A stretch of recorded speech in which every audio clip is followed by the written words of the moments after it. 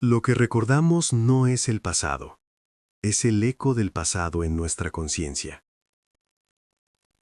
Hay recuerdos que no aparecen en la memoria, pero siguen viviendo en nosotros. No tienen forma clara, no tienen fecha, no tienen palabras.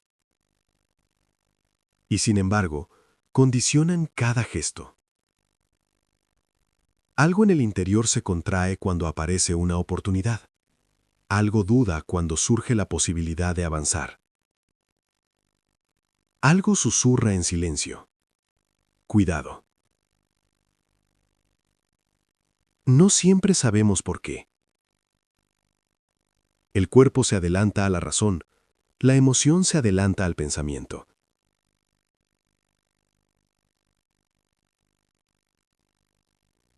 Es una lógica sutil, pero profundamente poderosa, porque el deseo impulsa, mientras que el miedo paraliza. Y el miedo a perder tiene una característica particular. No necesita pruebas, solo necesita memoria. Incluso cuando esa memoria es borrosa, incluso cuando no recordamos el momento exacto en que aprendimos a temer, el eco permanece. Y ese eco empieza a influir en todo. Influye en la forma en que elegimos, en la forma en que amamos, en la forma en que trabajamos, en la forma en que nos mostramos ante el mundo. Poco a poco se instala una lógica invisible. Una lógica que dice, más vale conservar lo que existe que arriesgarse a perderlo. Pero esa lógica tiene un precio silencioso, porque proteger demasiado termina sofocando la vida misma. La expansión requiere incertidumbre, el crecimiento exige atravesar zonas desconocidas. Pero cuando el miedo a perder se vuelve dominante, la vida comienza a girar alrededor de una obsesión defensiva.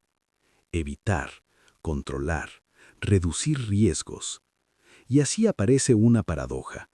Las personas desean una vida más grande, pero organizan sus decisiones para no perder lo que ya tienen. El resultado es un movimiento circular, un bucle, una repetición silenciosa. Se avanza, pero con el freno puesto, se sueña, pero con la puerta entreabierta, se desea, pero con una retirada preparada. Y en el fondo de ese movimiento contradictorio se esconde algo aún más profundo. Una pregunta que rara vez formulamos con honestidad. ¿Qué parte de mí teme tanto perder que está dispuesta a renunciar a ganar? Tal vez la respuesta no se encuentra en la superficie de la mente, tal vez habita en zonas más oscuras, zonas donde viven los recuerdos que no recordamos, las heridas que no nombramos, las máscaras que hemos aprendido a usar para sobrevivir. Porque lo que hoy llamamos prudencia a veces es simplemente miedo antiguo, un miedo que aprendimos hace mucho tiempo, un miedo que sigue hablando aunque ya no recordemos su origen. Y así, mientras creemos estar eligiendo con libertad, tal vez solo estamos obedeciendo a un eco que nació en el pasado, un eco que todavía susurra en el fondo del alma. No pierdas. Hay algo inquietante en la forma en que funciona la memoria humana. No recordamos todo. De hecho, recordamos muy poco. La mayor parte de lo vivido no permanece en la conciencia. Desaparece de la superficie, pero no se desvanece realmente. Se hunde, se sedimenta, se convierte en capas invisibles dentro de la mente. La conciencia es apenas una pequeña isla. Debajo de ella existe un territorio mucho más vasto, un territorio donde se acumulan emociones no resueltas, impresiones tempranas, intuiciones vagas, gestos que nadie vio, palabras que nunca se dijeron. Ese territorio no está en silencio, habla constantemente, pero su lenguaje no es lógico, se expresa a través de impulsos, a través de reacciones automáticas, a través de sensaciones que aparecen sin explicación. A veces lo llamamos intuición, otras veces lo llamamos ansiedad, pero muchas veces es simplemente memoria actuando desde la sombra. El miedo a perder nace allí, No siempre es una conclusión racional, no surge de cálculos fríos, más bien se forma como una huella emocional, una huella que el cuerpo aprende a reconocer, porque el cuerpo recuerda incluso cuando la mente olvida. El cuerpo registra la tensión, la contracción, la sensación de vacío que sigue a una pérdida, y cuando detecta algo que se parece a esa experiencia, reacciona, a veces antes de que podamos pensar. Por eso ciertas decisiones generan una incomodidad inexplicable. Nada parece peligroso en apariencia, pero algo dentro de nosotros se resiste, algo se retrae, algo murmura, no vayas por ahí. Lo curioso es que esa resistencia no siempre protege, a veces simplemente conserva estructuras internas que nacieron en otro tiempo, estructuras que alguna vez tuvieron sentido, pero que ahora se han convertido en prisiones invisibles. El problema es que la mente humana tiene una tendencia peculiar, tiende a repetir. No porque desee sufrir, sino porque lo familiar resulta menos aterrador que lo desconocido. Incluso cuando lo familiar duele, incluso cuando lo familiar limita. Existe una extraña tranquilidad en caminar por un terreno que ya conocemos, aunque ese terreno esté lleno de grietas. Así funciona la repetición inconsciente. Las personas creen que buscan felicidad, pero muchas veces buscan algo diferente. Buscan coherencia con su historia interior. Si alguien ha aprendido profundamente que el mundo es impredecible, su mente empezará a ver imprevisibilidad en todas partes. Si alguien ha interiorizado la sensación de pérdida, comenzará a anticiparla incluso cuando no exista. La mente prefiere confirmar su mapa del mundo antes que revisarlo, porque revisar ese mapa implica algo peligroso. Implica cuestionar la identidad. Y la identidad es una construcción delicada. No es una esencia fija, es un conjunto de narrativas. Historias que nos contamos para mantener cierta continuidad en medio del caos de la experiencia. Historias sobre quiénes somos, sobre qué merecemos, sobre qué podemos esperar de la vida. Con el tiempo, esas historias se vuelven sólidas, se convierten en algo parecido a una estructura, una arquitectura interna. Y dentro de esa arquitectura aparece un miedo silencioso, el miedo a que algo la derrumbe, porque ganar a veces implica cambiar, implica abandonar versiones antiguas de uno mismo, implica dejar atrás identidades que ya no encajan. Y ese proceso, aunque sea necesario, puede sentirse como una pérdida. Perder una imagen de nosotros mismos, perder una historia que hemos repetido durante años, perder el papel que desempeñamos en la vida de otros. A veces, el crecimiento exige despedirse de la máscara que nos protegía. Y las máscaras, aunque oculten el rostro, también ofrecen seguridad. Detrás de ellas sabemos cómo actuar, sabemos qué se espera de nosotros, sabemos qué versión de la realidad debemos sostener. Pero cuando esa máscara comienza a resquebrajarse, aparece el vértigo, porque detrás de la máscara está el rostro, y detrás del rostro hay un territorio que no conocemos completamente. Ese territorio es el abismo de la identidad, un espacio donde las certezas se vuelven frágiles, donde las narrativas personales dejan de encajar con la experiencia, donde uno empieza a sospechar que tal vez no es exactamente quien creía ser. Para muchos, esa sensación es más aterradora que cualquier fracaso externo. Perder dinero puede doler, perder una oportunidad puede frustrar, pero perder la imagen de uno mismo puede resultar desorientador. Por eso el miedo a perder se vuelve tan poderoso. No se trata solo de perder cosas, se trata de perder estructuras internas, y esas estructuras sostienen la ilusión de estabilidad psicológica.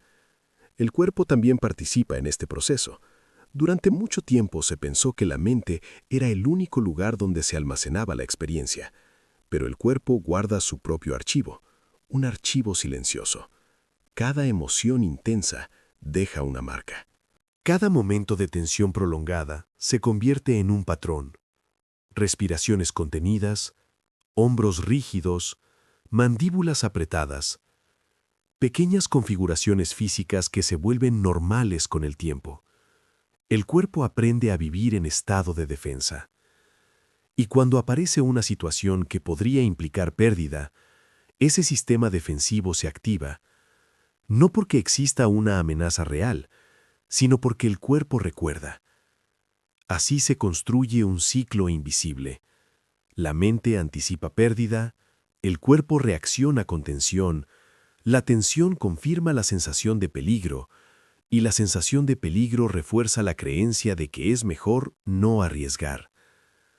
Poco a poco el mundo se vuelve más estrecho, no porque falten oportunidades, sino porque el sistema interno filtra la realidad.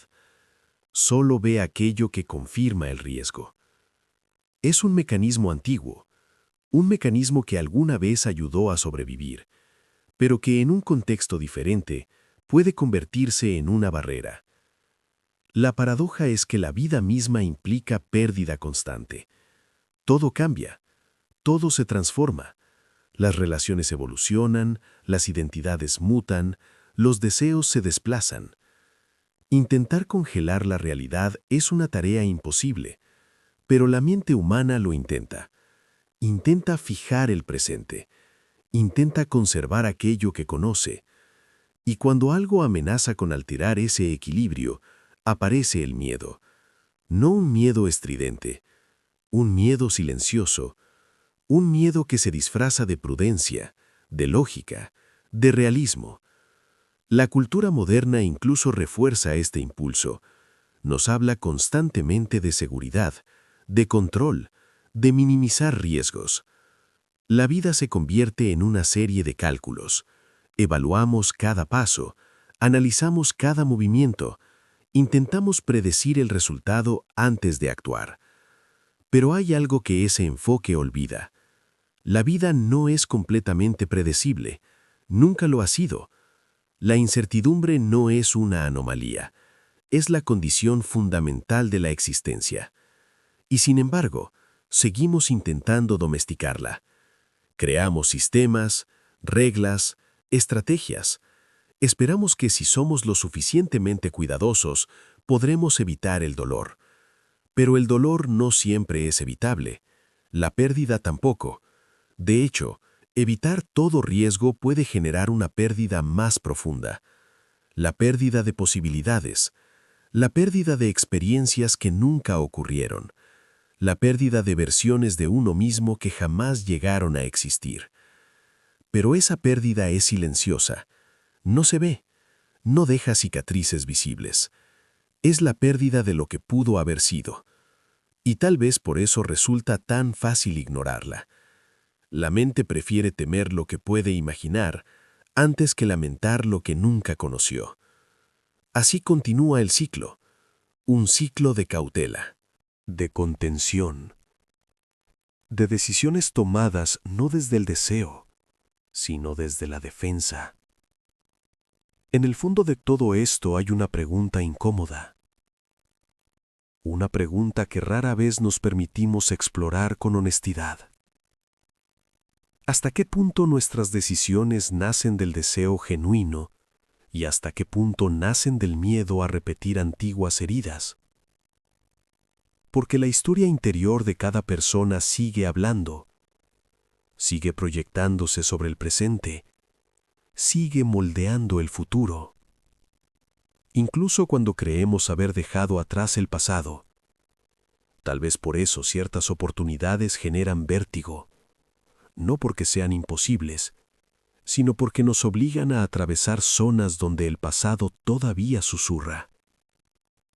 Zonas donde la sombra sigue viva y donde el miedo a perder todavía pesa más que el deseo de ganar. El mundo contemporáneo parece estar lleno de posibilidades.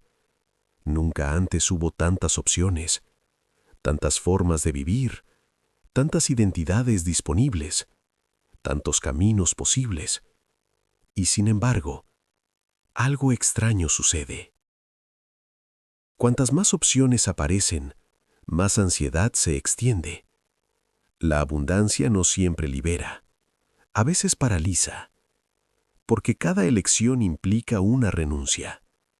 Cada camino tomado significa abandonar otros caminos, y abandonar caminos se siente en algún nivel como una pérdida. Así la mente moderna vive atrapada en una tensión constante.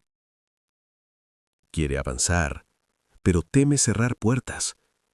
Quiere explorar, pero teme equivocarse. Las redes sociales amplifican esa sensación. En ellas la vida se convierte en una vitrina, un escaparate cuidadosamente evitado. Rostros sin cansancio, historias sin fracturas, éxito sin proceso. La máscara digital se vuelve brillante, pero detrás de esa máscara continúan las mismas dudas, las mismas inseguridades, las mismas heridas antiguas. El problema es que la comparación constante altera la percepción del riesgo. Cuando uno observa únicamente los resultados finales de los demás, cada decisión propia parece más peligrosa, cada error parece más costoso, cada pérdida parece más definitiva. Así se fortalece una cultura del control, la cultura del cálculo permanente. Pensar demasiado antes de actuar, analizar demasiado antes de arriesgar. Esperar el momento perfecto. Pero el momento perfecto raramente llega. Mientras tanto, la vida continúa. Los días se suceden, las estaciones cambian, y muchas decisiones quedan suspendidas en el aire. No porque falte deseo, sino porque el miedo a perder se vuelve demasiado pesado, como una gravedad invisible. Entonces aparece una forma particular de sufrimiento. Un sufrimiento silencioso. No es el dolor de una tragedia evidente. Es el dolor de la contención permanente. La sensación de que algo dentro de nosotros permanece en pausa. Como si la vida estuviera esperando un permiso que nunca termina de llegar. En la superficie todo parece normal. Rutinas, conversaciones, pantallas iluminadas. Pero debajo de esa superficie existe una inquietud constante, una sensación de incompletitud, como un eco que insiste, un eco que recuerda que algo sigue sin resolverse. Tal vez ese eco proviene de una pregunta simple, una pregunta que atraviesa la historia humana desde hace siglos. ¿Es posible vivir plenamente mientras se intenta evitar toda pérdida? La respuesta no es evidente, porque la pérdida es parte de la estructura misma de la existencia. Perdemos tiempo, perdemos versiones antiguas de nosotros mismos, perdemos relaciones, certezas, ilusiones. Cada etapa de la vida implica dejar algo atrás. Incluso crecer implica perder. Pero la cultura contemporánea intenta ocultar esa verdad. Promete optimización constante, promete decisiones perfectas, promete trayectorias sin errores. Y cuando esa promesa inevitablemente falla, aparece la frustración. Como si el problema fuera individual, como si el fracaso fuera un defecto personal y no una característica inevitable del camino.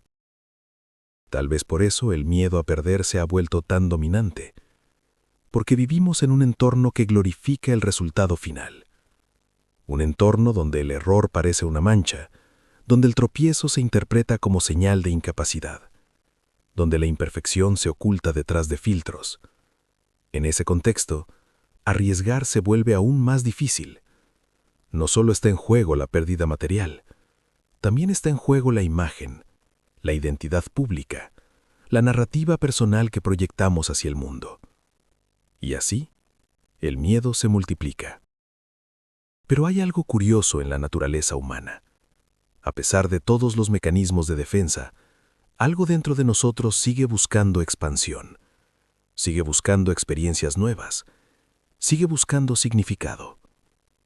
Es una tensión permanente entre la seguridad y el abismo, entre la máscara y el rostro, entre el deseo de conservar y la necesidad de transformarse. Tal vez esa tensión nunca desaparezca. Tal vez forme parte del tejido mismo de la conciencia. Una fuerza que nos empuja hacia adelante, mientras otra intenta mantenernos quietos. Un diálogo constante entre la sombra y la posibilidad. Y en ese diálogo, cada persona toma decisiones. Algunas desde el miedo, otras desde el deseo. A veces desde ambos al mismo tiempo, porque la mente humana rara vez es simple. Es un territorio lleno de contradicciones, de ecos del pasado, de voces internas que no siempre hablan el mismo idioma. Quizás por eso la pregunta sigue abierta, suspendida en el silencio, como un susurro que atraviesa la experiencia humana. ¿Qué pasaría si el deseo de vivir, alguna vez, lograra ser más fuerte que el miedo a perder? Nadie puede responder esa pregunta de forma definitiva, porque cada vida es un experimento distinto, un recorrido único a través del tiempo. Pero el eco de esa pregunta permanece, a veces en la quietud de la noche, a veces en medio del ruido cotidiano, a veces en ese instante breve en el que sentimos que algo dentro de nosotros quiere avanzar y algo más todavía teme soltar.